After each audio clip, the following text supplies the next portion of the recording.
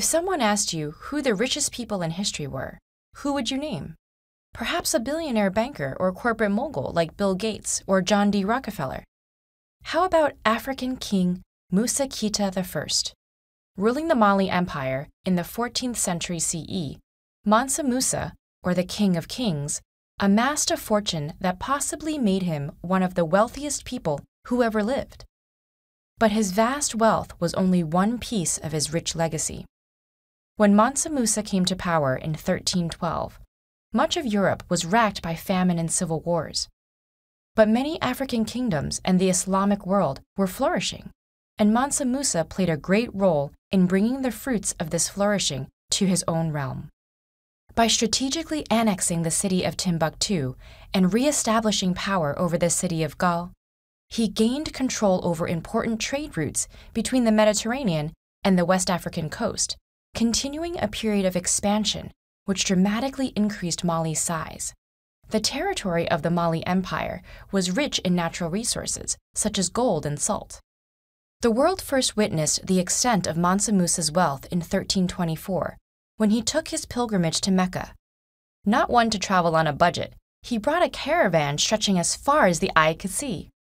Accounts of this journey are mostly based on an oral testimony and differing written records, so it's difficult to determine the exact details. But what most agree on is the extravagant scale of the excursion. Chroniclers describe an entourage of tens of thousands of soldiers, civilians, and slaves, 500 heralds, bearing gold staffs and dressed in fine silks, and many camels and horses bearing an abundance of gold bars.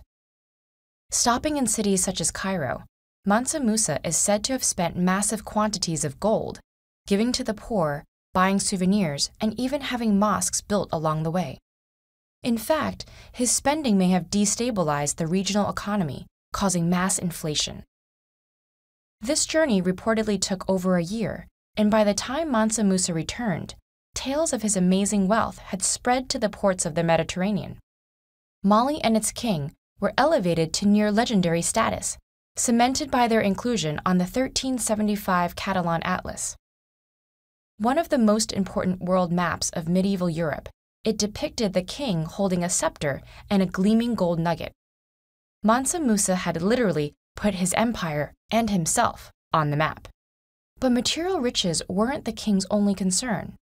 As a devout Muslim, he took a particular interest in Timbuktu, already a center of religion and learning prior to its annexation. Upon returning from his pilgrimage, he had the great Djinguereber Mosque built there with the help of an Andalusian architect. He also established a major university, further elevating the city's reputation and attracting scholars and students from all over the Islamic world.